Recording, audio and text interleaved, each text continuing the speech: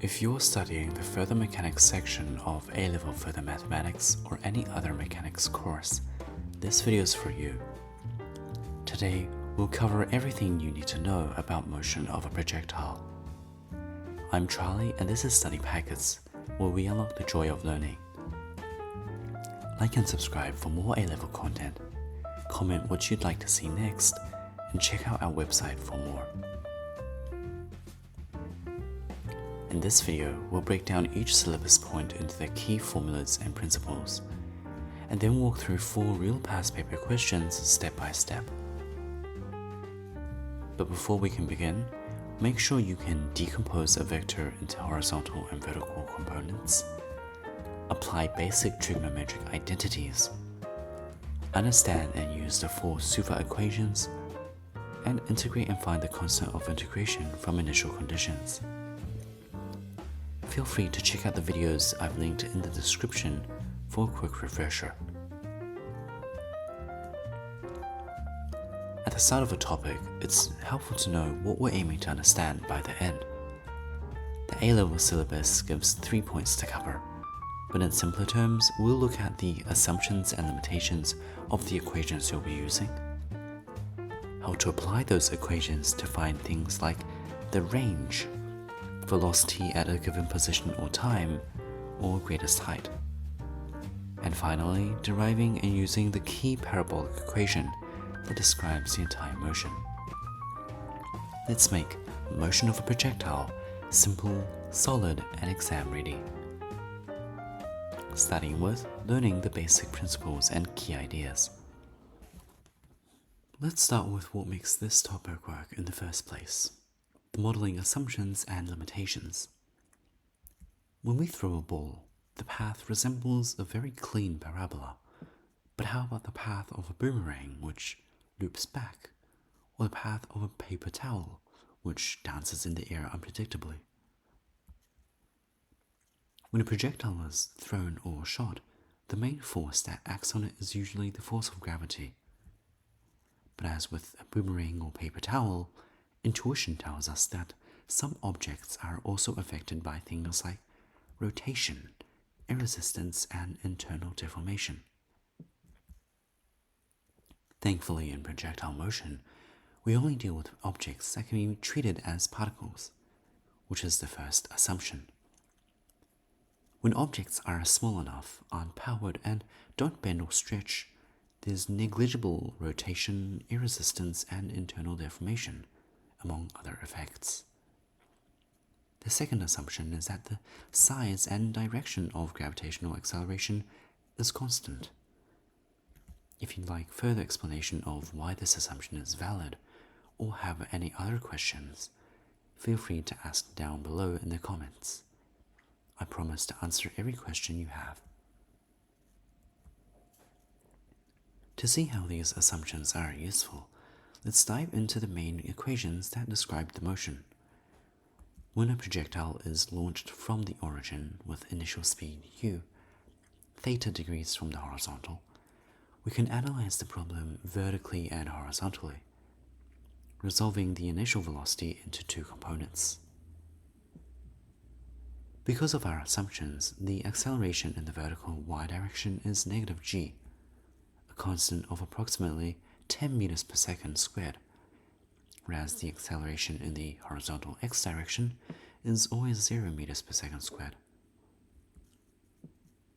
With our understanding of the acceleration in mind, let's see how the velocity changes over time. Here we can see the projectile at 4 instances as it travels in a parabola, showing the overall velocity in full arrows and the decomposed components in dashed arrows. The overall velocity is clearly constantly changing, but it's by looking at how the individual components evolve that we get more insight that allows us to tackle any projectile motion problem. We can notice how the acceleration affects the velocity in a critical way. See how the horizontal velocity remains constant throughout the motion. In real life, the horizontal velocity is affected by things like air resistance, but we assume a world where those can be neglected. Notice instead how the vertical velocity decreases. In fact, it decreases at a constant rate. Finally, some more equations you should be familiar with are the displacement equations. For those who are interested in a more thorough understanding, there's an important relationship between the acceleration, velocity, and displacement. Notice that by integrating the acceleration with respect to time and using the initial condition, we obtain the velocity. In a similar way, by integrating the velocity with respect to time and using the initial condition, we obtain the displacement. But note that we only obtain this equation for the displacement if the particle starts at the origin. In your practice, you'll come across problems where the projectile is shot at some distance above or below the origin. By using different initial conditions, we can obtain the second equation for displacement.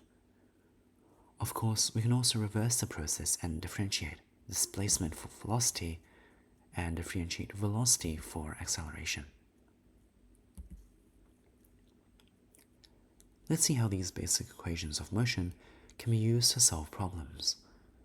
Feel free to skip the simpler examples and continue learning the concepts if you're already familiar with them. A ball is projected from the origin at an angle 60 degrees to the horizontal with speed 8 meters per second. Find its speed after 1.2 seconds of flight. Feel free to pause the video here to try to solve it yourself before we begin with the solution. Now, when facing a new problem, it's recommended to draw a diagram. It's also helpful to underline the key information in the question to know what's given and what we're solving for.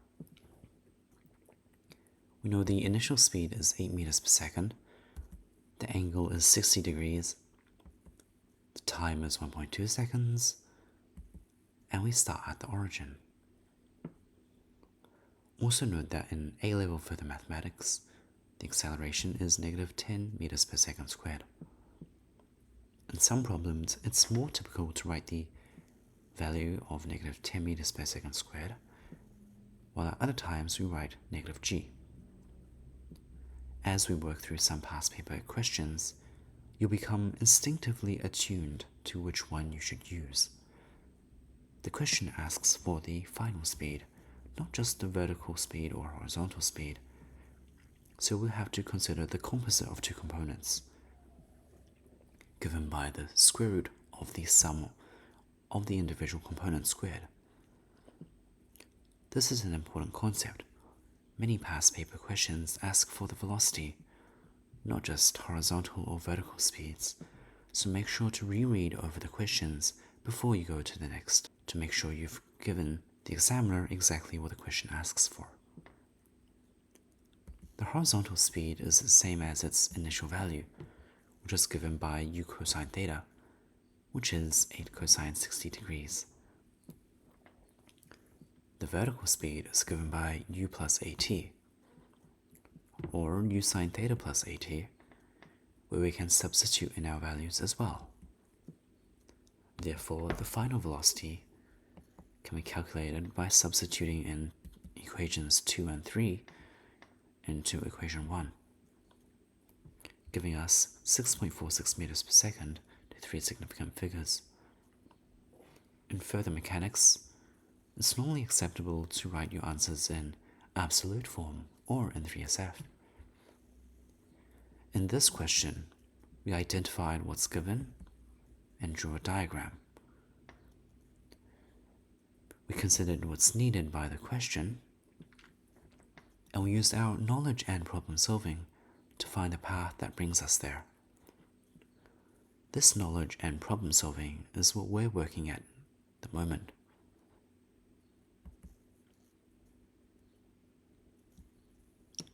Moving on to the second example, a projectile is launched at 14 meters per second at an angle 45 degrees to a vertical height of 2.3 meters. Find when the projectile first reaches this height if it is launched from the origin. To solve this problem, we follow the same procedure. What we're given is that the projectile is launched from the origin. The initial speed is 14 meters per second. The angle to the horizontal is 45 degrees. The height reached is 2.3 meters at time t, and the acceleration is negative 10 meters per second. What we want to find is the time to reach the height. The equation that involves all the quantities we're given is the one for vertical displacement. Notice that we can rearrange this to find a quadratic in t. Everything else is constant, a, u, and s. This means that we can actually solve for t straight away using the quadratic formula. Substituting in our values, we therefore obtain two values for t, which correspond with the 2 times the projectile reaches a height of 2.3 meters. We can reject the second answer, as that is when the projectile reaches that height for the second time, which leaves us with the final answer of t equal to 0.269 seconds.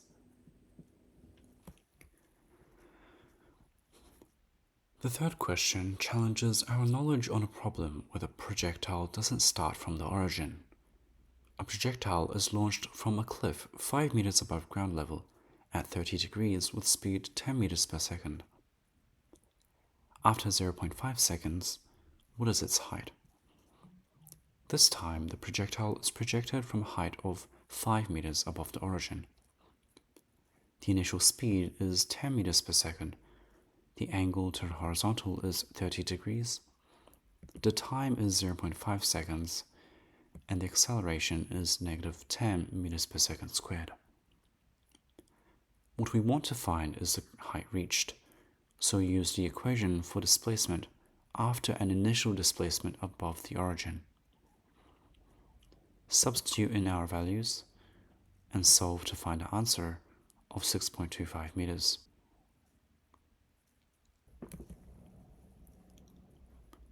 A ball is projected at 21 meters per second, 30 degrees to the horizontal. When the ball first reaches an upward speed of 6 meters per second, how far has it reached horizontally? In this problem, the projectile is assumed to be launched from the origin. The initial speed, final speed reached after time t, angle to the horizontal, and vertical acceleration are all given. In the end, we want to find the horizontal distance traveled, which is given by s equals ut. Notice that we know what ux is, but how do we find t? This is where we use more than one equation to answer the question. We know the outward speed at the time t, so we can use the equation for vertical velocity to find the time it took to get there. Coming back to our first equation, notice that we have everything we need now, and substituting back, we obtain our final answer of 8.18 meters. You should have already been familiar with most of those basic equations, but if you are rusty, I hope you can now apply the equations with ease. If you're still struggling, feel free to check out the questions on the StudyPackets website for more help. Now let's look at some new equations which will be helpful for any projectile motion you come across. Here we have a table of some useful common results that were derived from those equations we just looked at. Notice that we have things like the time to reach max height or the range. We'll learn how to derive and use these equations, and later when solving past exam questions, you realize how much time you can save from either being very familiar with these results or knowing them by heart. Being familiar with them means when you're solving the harder problems, you know you have the correct result. And by memorizing by heart, it's really helpful because you can save a lot of time to put your mental effort into other aspects of the exam. The first common result we'll find is the time to reach maximum height. Using the equation v equals u plus at, the time to reach maximum height can be found. U and a are given, and v equals 0 meters per second at maximum height. So what do we mean by this? From equation 1, we can arrange for the time using the condition that the velocity is 0 at the time to reach max height. Because the projectile reaches the vertex of its motion, we can find the general equation for the time to reach maximum height. Everything can be illustrated here in a simple diagram.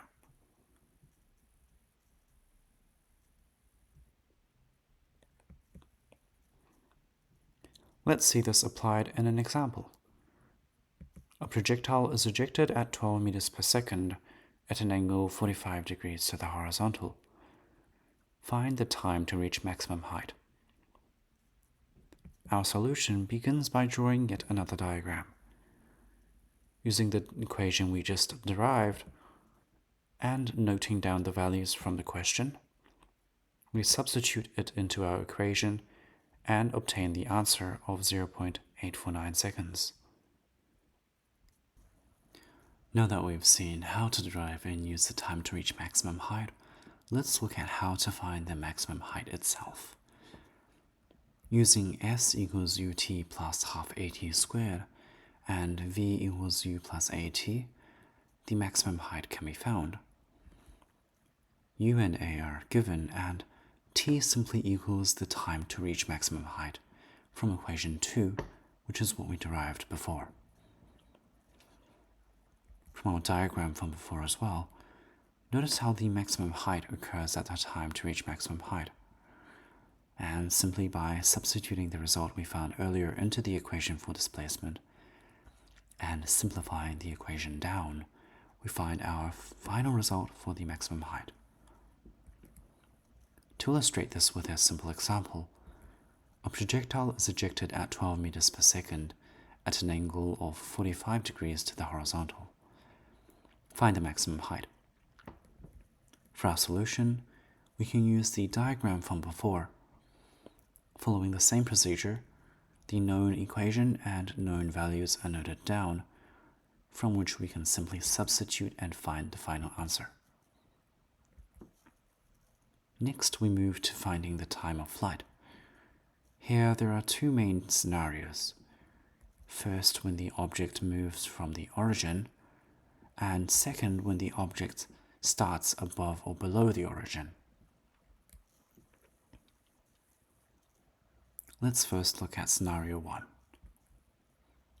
The first method is by substituting the vertical height as 0 into our equation for the displacement, and notice that we obtain this quadratic in t, which can actually be factorized, and that gives us t equals 0, or u plus half at equals 0, which can be rearranged to find t.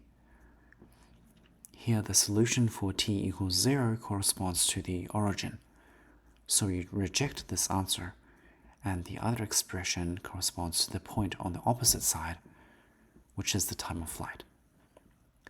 Some of you may have noticed that this particular graph is symmetrical, which means that we can actually use the time to reach maximum height to solve for the time of flight. In fact, the time of flight is double the time to reach maximum height, and substituting that in, we get the same result, and therefore the time of flight is equal to this expression here. Let's look at an example to illustrate this. A projectile is ejected at 12 meters per second at an angle of 45 degrees to the horizontal. Find the time of flight. We always begin the solution with a diagram. Let's write the equation we just derived and note down the values. Therefore, substituting, the final answer is 1.70 seconds. Let's instead look at scenario 2. Let's try what we did before and use the displacement equation. Substituting 0 as the height. In this case, we can't simply factorize, so instead we'll have to use the quadratic equation. In this case, we obtain two results again, but this time the positive square root represents the solution for a negative time. So we reject it, and instead we're looking for a positive solution, which is the negative square root. In deriving this, we won't necessarily need to memorize the final result, and instead we can just memorize the derivation. It should come quite instinctively when you work on enough problems. Something interesting is finding the relationship between this result and the previous one where we started from the origin. If the initial height is 0, the equation becomes the same for the time of flight that we obtained earlier. Looking at an example, a projectile is ejected 35 meters above ground with initial speed 12 meters per second at an angle of 45 degrees to the horizontal. Find the time of flight to reach the ground.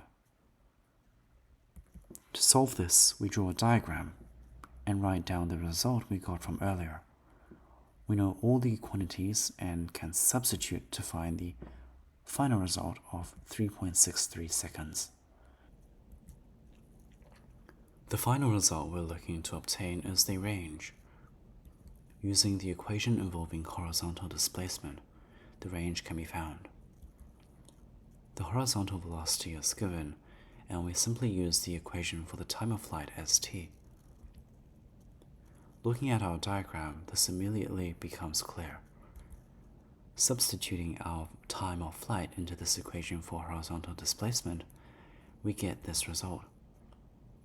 And there's a form that some may find easier to memorize, which we'll cover later.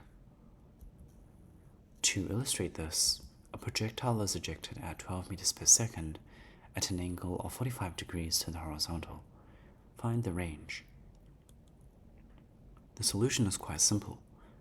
Draw a diagram, write down the equation, note down the quantities, and substitute. The final answer is 14.4 meters. Here I've made a summary of the common results that we obtained earlier.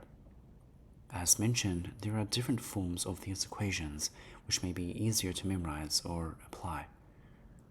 The time for maximum height can be expressed as u sine theta over g.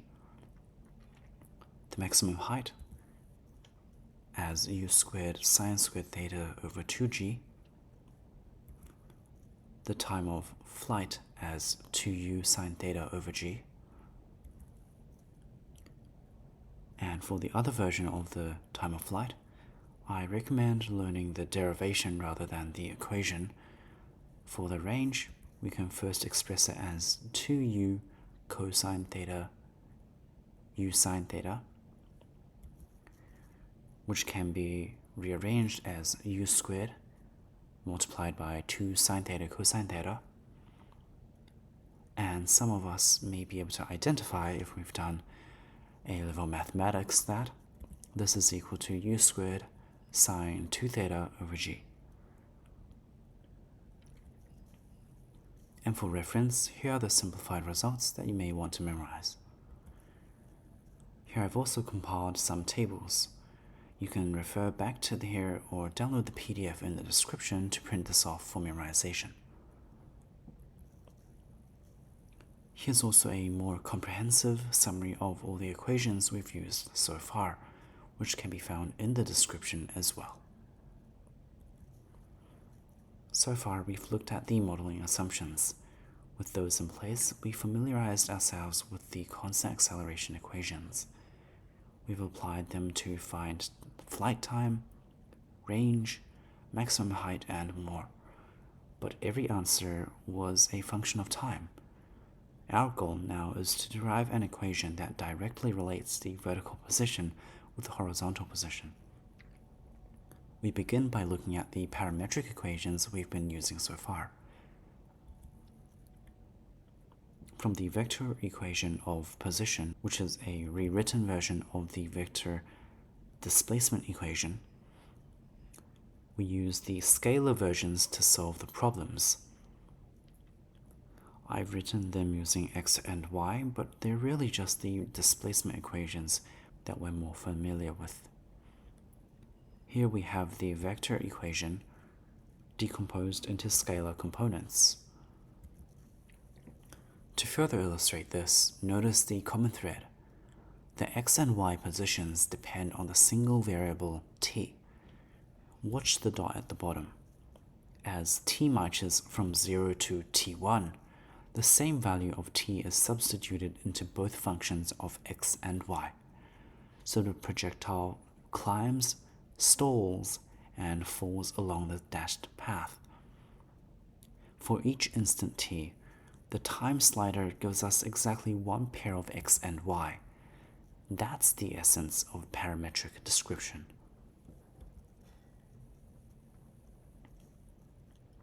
Let's realize that t almost acts like its own dimension. It increases at a constant rate of 1 second per second, and for each value of t, there's a single value of x and y. In other words, as time goes by, there's a specific location that the particle is at. Watching the particle move, can we find a way to eliminate t altogether to find the direct relationship between x and y? That is what we're doing here, deriving the Cartesian equation of the trajectory, resulting in the removal of t from our equation. To show this, let's use an example first. A projectile is ejected 35 meters above ground with initial speed 12 meters per second at an angle of 45 degrees to the horizontal. The x position as a function of time is found as 12 cosine 45 degrees t, which is 6 root 2t. The y position as a function of time is found as 35 plus 12 sine 45 degrees t minus half times 10 times t squared, which is just 35 plus 6 root 2t minus 5t squared. So now we have x as a function of t and y as a function of t. We can eliminate t altogether to find the relationship between x and y, where y is expressed as a function of x. Simply by rearranging t in terms of x and substituting t into our equation of y, we get y as a function of x. This is called the Cartesian equation of this motion. So now that we've seen an example, let's try derive the general Cartesian equation. We'll start with the equation for y. This stays as the base equation. We then use our equation for x. Like before, rearrange the x for t. Combining these by substituting t into the equation of y, we can simplify and obtain the general equation. This is also the equation you find in the Cambridge Mathematics Formula Booklet, MF19. Let's look at applying the equation we just derived. A ball is projected with an initial speed of 20 meters per second at an angle 30 degrees above the horizontal. Find the height of the ball when it has traveled a horizontal distance, 10 meters. Have a go yourself first before we move on to the solution. Using our equation, we can simply substitute the values in and obtain the final answer of 7.44 meters. This is the value of the Cartesian equation. It gives us a direct relationship between x and y. Give you the foundation, but practice builds the skill. To bridge the gap between theory and performance, we now turn to solving past exam questions. Feel free to try these problems yourselves before seeing the solution. Alright, let's go through the problem carefully. A particle P is projected with speed u meters per second at an angle theta above the horizontal from a point O on a horizontal plane and moves freely under gravity. During its flight P, passes through the point which is a horizontal distance 3a from O and a vertical distance 3/8a above the horizontal plane. It is given that tan theta equals 1/3. Show that u squared equals 8ag. Whenever a trig function is given as a ratio, like tan theta equals 1/3, it's useful to immediately write down the other trig functions. So draw a right angle triangle with angle theta, the opposite side equal to 1, and the adjacent side equal to 3. The hypotenuse, using the Pythagorean theorem, is the square root of 10. So while tan theta equals 1/3, we also know that sine theta equals 1/√10 and cosine theta equals 3/√10. These become very useful later on. Now the problem gives us the coordinates x, y equals 3a and 3/8a. That's a direct signal for us to use the Cartesian equation of the projectile motion. Notice that time isn't mentioned in the problem at all, so there's no need to use the equations in terms of t. Finally, we have all the information we need to solve part A already. Substitute everything into the equation, simplify, and rearrange, giving our final answer. So we've shown that u squared is equal to 8ag. This signals to us to not only use, in this case, we saw that the question wanted us to find u squared in terms of a and g. This signals us to not use g as 10, but rather keep it as g. Now we come to part B. A particle q is projected with speed v meters per second at an angle alpha above the horizontal from O at the instant when P is at its highest point. Particles P and Q both land at the same time on the point. Both land at the same point on the horizontal plane at the same time. This question prompts us to draw a diagram of what's happening. Particle P is projected at an angle theta, and particle Q is projected at an angle alpha. This time we have two new unknowns, big V and alpha. When we see two new variables and are told to solve for one of them, it's a clear sign that we'll have to eventually solve a simultaneous equation, which requires that we set up two equations containing these variables and solve them by eliminating one. The question actually guides us on what to do. Since the two particles arrive at the same time, but projectile Q is projected when projectile P has already traveled halfway through its motion, we know that the time of flight of P is double the time of flight of Q. This actually allows us to set up our first equation. Using the derived equations of time of flight, we can write the relationship as follows. Rearranging this, we get v sine alpha equals to half u sine theta. This question also gives us another clue. The particles land at the same point on the horizontal plane. This means they have the same range. Writing the equations for range and substituting our values in, we can find that v cosine alpha equals to 2u cosine theta. This is our second equation. Now we have two equations and two unknowns. We can find theta and u in terms of a and g, so we can treat those as constants. Now it's up to us to solve them simultaneously. Adding the sum of the squares, substituting and solving, we can easily find our final answer of v equal to the square root of 29ag. That was the first question taken from 2023 October-November series, paper 3-1. Let's solve the second problem. A particle is projected with speed v meters per second at an angle 75 degrees above the horizontal from a point O on a horizontal plane. It then moves freely under gravity. Show that the time of flight in seconds is 2v over g sine 75 degrees.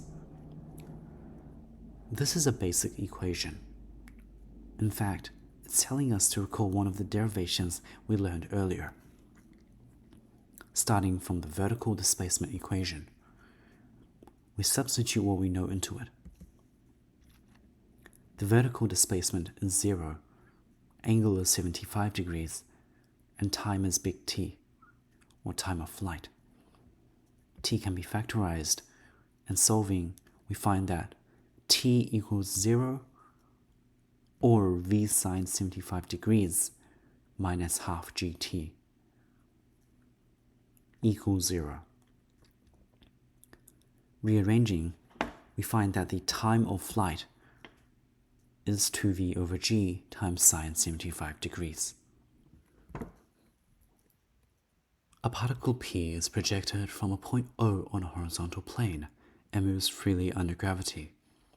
Its initial speed is u meters per second, and its angle of projection is sine inverse 4/5 above the horizontal. At time 8 seconds after projection, P is at the point A. At time 32 seconds after projection, P is at the point B. The direction of motion of P at B is perpendicular to its direction of motion at A. Find the value of u. Let's try figure out what the question is really wanting us to find by first drawing a diagram. Again, notice that it tells us sine inverse of 4/5 is theta. We can rewrite this and also write down cosine theta and tan theta from Pythagoras' theorem and trigonometry. After writing the basic information, let's really dig at what makes this question different. It tells us that the direction of motion at B is perpendicular to its direction of motion at A. What does this imply? Well, from IGCSE mathematics, we know that when two lines are perpendicular, their slopes multiply to equal -1. To find the slope at a certain time, divide the vertical component of the velocity at that time by the horizontal component of the velocity. This allows us to set up the equation like so. We can rearrange this to solve the problem easier. Let's substitute in what we know and then put the values in. This can be simplified and expanded. And finally, by collecting like terms, we obtain a quadratic equation which we can solve for u. We find that the value of u is 160. A particle P is projected with speed u at an angle alpha above the horizontal from a point O on a horizontal plane and moves freely under gravity.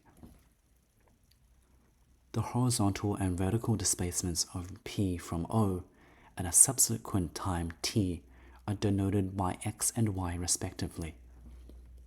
Derive the equation of the trajectory of P in the form shown. This question is very good to learn a different form of the Cartesian equation of the trajectory.